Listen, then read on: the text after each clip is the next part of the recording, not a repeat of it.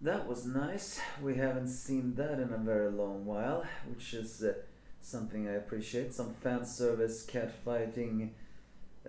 Fighting. Yeah, this is. Well, just skip the Buffy speak and everything else. This is Eden Zero chapter 249. Me, the Anger and Offended Despair Viewer, although I only reviewed Eden Zero, which would probably be my last manga. This is in this chapter of all. Rebecca spends most of her time naked. Granted, she is naked, she only mostly wears a towel. But the thing that attacks her is actually revealed to be some kind of female android, as we now clearly see that she has boobs, as well as dreadlock hair that looks very reminiscent of that demon from Raymaster. But hey, I'm not complaining.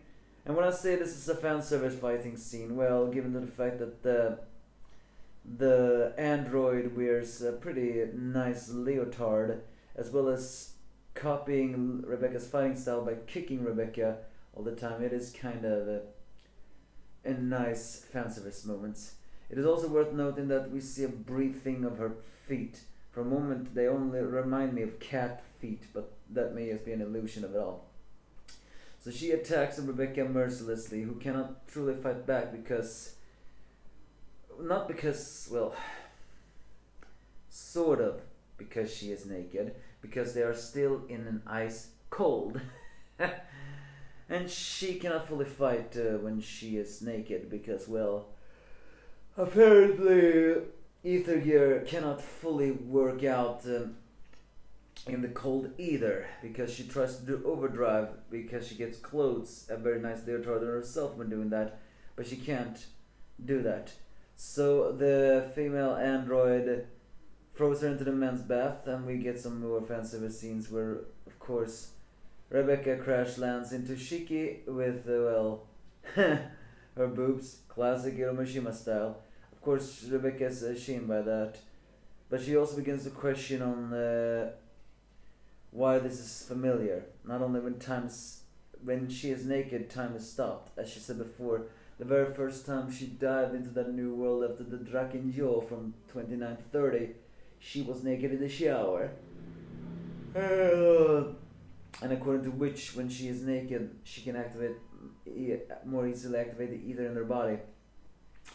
So this really creates the big question: why can she use, it's not exactly explained if she can use the time magic, but why has time stopped and she and this android, who is actually revealed to have a collar of the name Joker on it, so let's just call her the Joker android for now.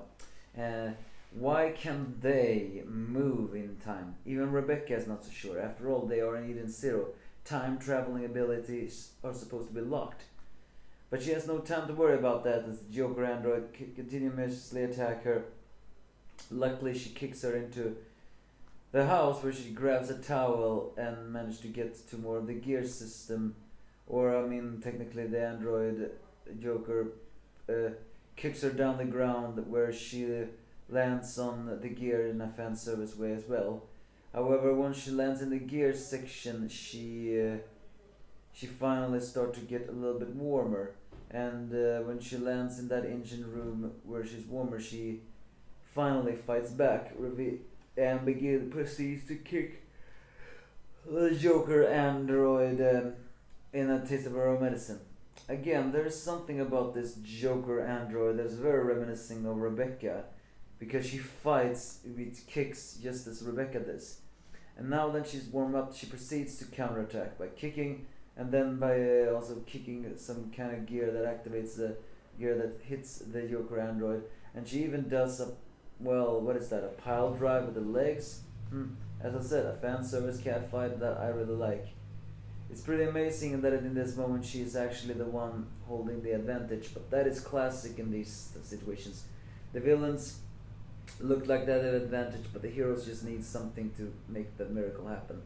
And when she's warmed up, she overdrives, getting the clothes and finishes the Joker android off with a bee holy needle, or bell holy needle. Of course, when she deactivates it, she's back in the tower. The Joker android stands up, shaking from damage and pretty broken. All she's saying is grr grr. But then the most unexpected thing happens as she gets shot from the back and gets destroyed. As the person reveals that that was an alter ego of Joker, but not the actual Joker. Apparently, maybe even an avatar. So this seems to imply that Joker Helix is actually a female beekeeper of some sort. And we all know Joker Helix is members of the Russian SES. So this seems to imply that Joker Helix is also a female android. But the one thing we just saw wasn't completely her, but an avatar of Helix. Probably a weaker one.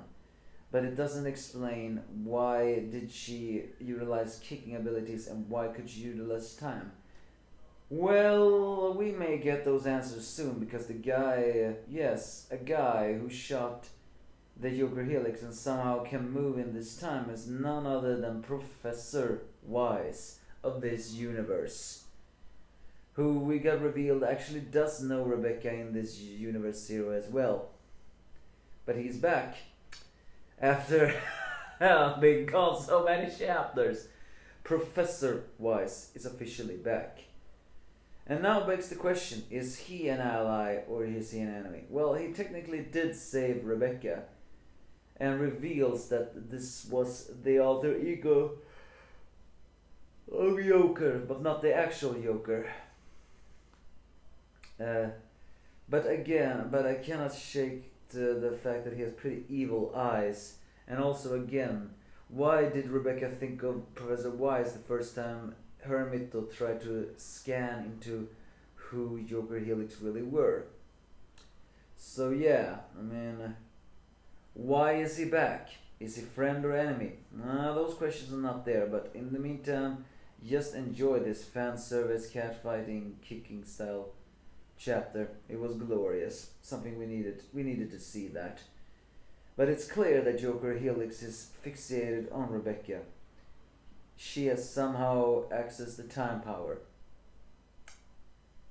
But you give me your final thoughts, if you have any.